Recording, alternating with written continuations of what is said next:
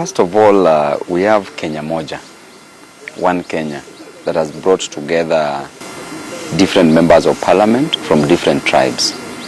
As you can see, there are different tribes. Actually, it is the Kenya Moja that is comprising of many tribes and brings about Kenyans together.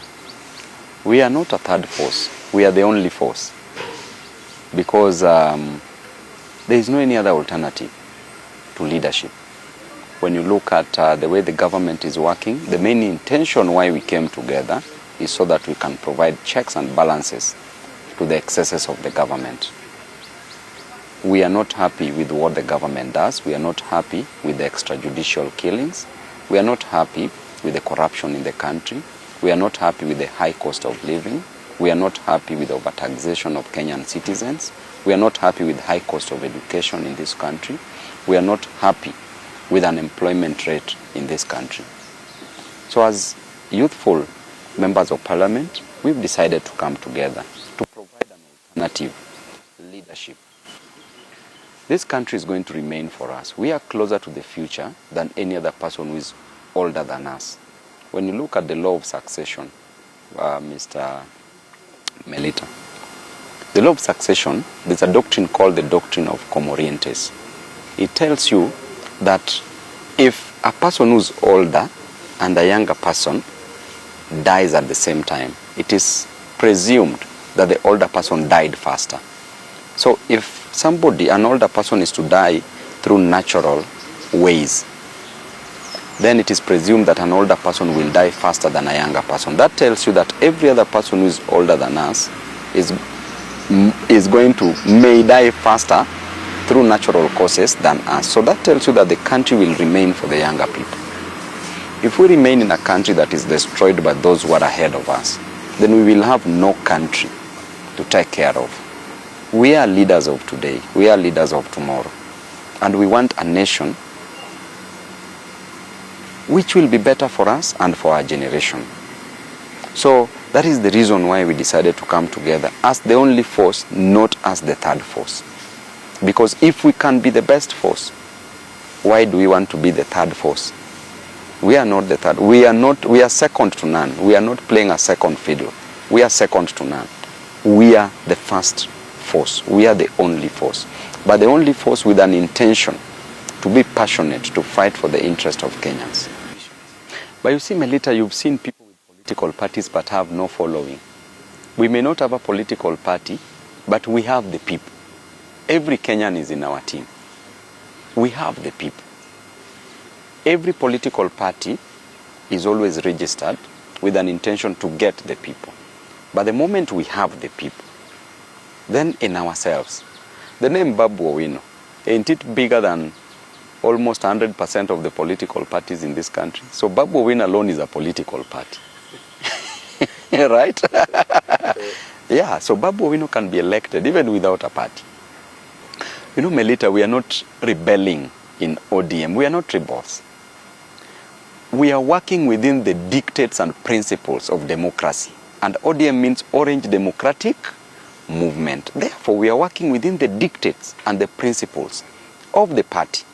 And democracy dictates that the majority will have their way, while the minority will have their say. Within ODM, Baba himself said that you are allowed to speak. You are allowed to be democratically correct.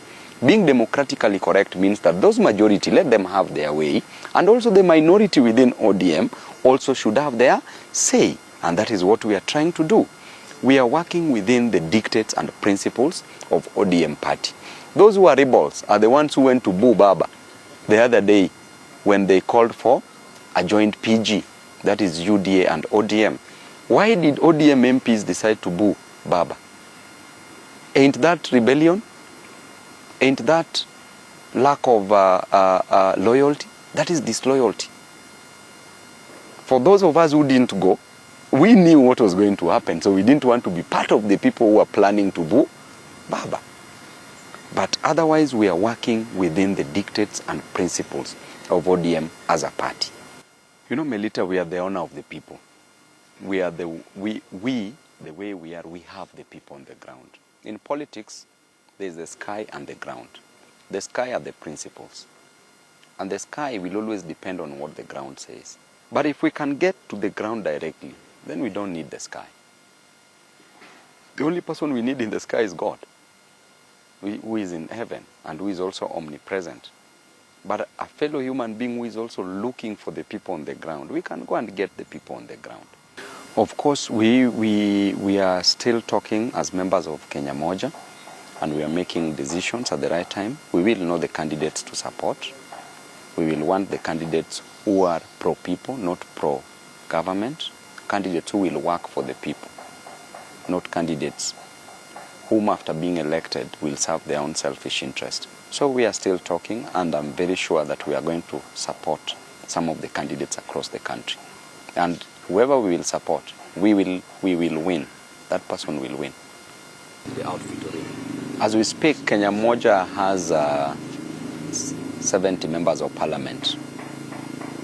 I've been speaking to Ndindi Nyoro. He will soon be part of this movement. And there will be other people, other MPs, but most importantly, Kenyans are behind this movement. This movement is bigger than any other movement that has ever been formed in this country. This is the movement that will take people to Canaan. And this is the only movement that all Kenyans should join. Because this movement has so many blessings and has goodies for Kenyans. Wale wengine, agents of Satan. Agents of God. So it's upon you to choose to serve Satan or to serve God. Yes.